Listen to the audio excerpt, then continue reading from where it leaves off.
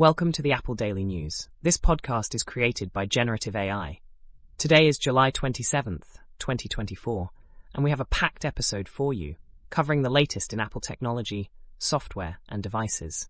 Links to all stories can be found in the episode notes. First up, we dive into an article discussing the features and functionalities that users wish Apple would implement on the iPad. Despite being around for 14 years, the iPad still lacks a native terminal app, which would greatly enhance command line capabilities and scripting. Users are also frustrated by the absence of just-in-time emulation support, which could improve terminal sandboxes for running emulated binaries. The removal of hypervisor support in iOS 16.4 is another sore point, limiting the iPad's potential for running third-party software. The file management system is criticized as inadequate for users needing robust file system capabilities. Other desired features include pairing an Apple Watch directly with an iPad, better handling of multiple audio devices, and using a trackpad in continuity mode. The lack of multi-user support also limits the iPad's functionality in shared environments. Overall, the author expresses disappointment with Apple's recent updates, feeling they don't address these significant user needs. In other news, Apple has dropped out of the top 5 smartphone shippers in China, according to the latest data from IDC. In the second quarter of 2024, iPhone shipments in China continued to decline, placing Apple in 6th place. This shift is attributed to intensified competition from domestic manufacturers like Huawei, which has been gaining traction. The decline in shipments signals a potential shift in consumer behavior and market dynamics in China, a crucial market for Apple. Analysts are closely monitoring how Apple will respond to this competitive pressure and whether it will implement strategies to regain its position. Next, we have an update on Apple's iCloud Private Relay, a service designed to protect users from online tracking. The service is currently experiencing outages affecting users in major markets such as the US, Europe, India, and Japan. The issues began on Thursday, leading to difficulties accessing web services and apps that require internet connectivity, particularly through the Safari browser. Apple's system status page acknowledges the outages, indicating that the service may be slow or unavailable for some users. Despite the ongoing problems, Apple has not provided any comments or updates regarding the situation. Speculation is rife that Apple is developing a language learning app, which could become a significant revenue source for the company. This potential app is seen as a way for Apple to integrate artificial intelligence into its core offerings, moving beyond being just a device manufacturer.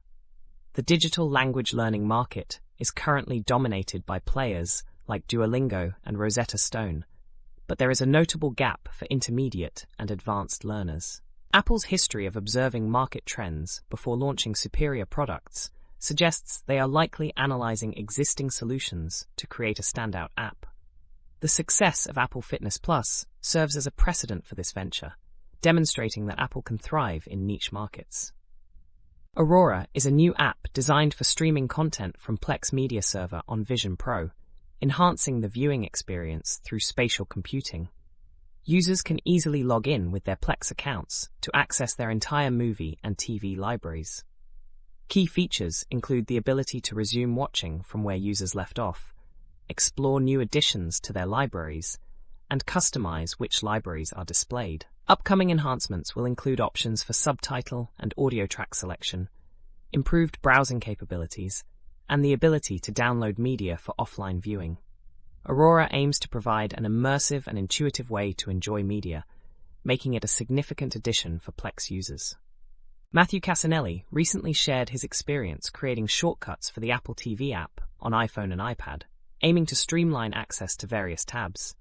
By discovering URL patterns, he created shortcuts that redirect users to specific sections like Up Next, Movies, and Library. He also explored deeper links, finding ways to access the Apple Originals and MLS Season Pass sections through specific URLs. Cassinelli expresses satisfaction with the shortcuts he created, which work well with Siri and the Shortcuts widget, and he hopes Apple will provide more direct links for easier access in the future. The CyanIIde Applesoft interpreter is a web-based platform designed for users to create and run programs using Applesoft Basic a programming language for the Apple II series of computers. The interface allows users to edit code, view program history, and access help resources, making it suitable for both beginners and advanced programmers. Users can interact with a virtual turtle, which can be controlled through simple commands, facilitating an engaging way to learn coding concepts. The platform features a variety of built-in primitives that users can utilize to create complex procedures, while also providing options to browse available primitives and learn about the interface, syntax, and common errors. Europe's stringent tech regulations, particularly the Digital Markets Act, DMA, are driving major tech companies like Apple and Meta to reconsider their operations in the region. Apple recently announced it would not release its new AI features, Apple Intelligence, in Europe due to compliance issues with the DMA, a decision criticized by EU officials as anti-competitive. This trend reflects a broader pattern where poorly designed regulations are pushing tech firms to either limit their services or exit the market entirely. The article argues that Europe risks becoming an online backwater, cut off from innovative technologies and services, as companies may choose to exit rather than navigate the complex regulatory landscape. VirtualBox has released its 7.1 beta version, which is being touted as a significant update with a modernized user interface. Users can now choose between two UI modes, a simplified basic mode and a comprehensive expert mode, enhancing accessibility and usability. The update also introduces clipboard sharing support for Wayland, which is beneficial for Linux distributions that utilize this display server protocol. Additionally, VirtualBox 7.1 is the first version to officially support Apple Silicon, allowing for ARM virtualization of Linux and BSD virtual machines.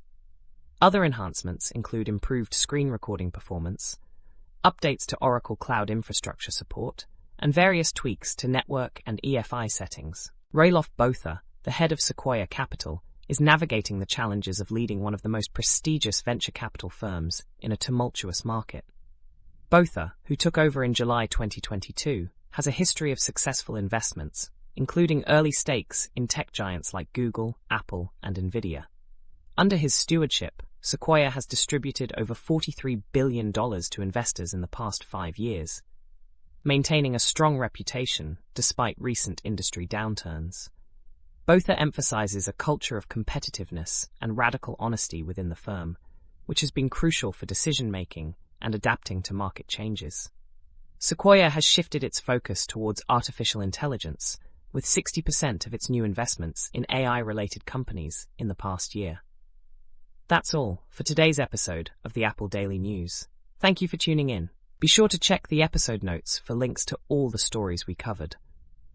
Join us again tomorrow for more updates on everything Apple. Have a great day.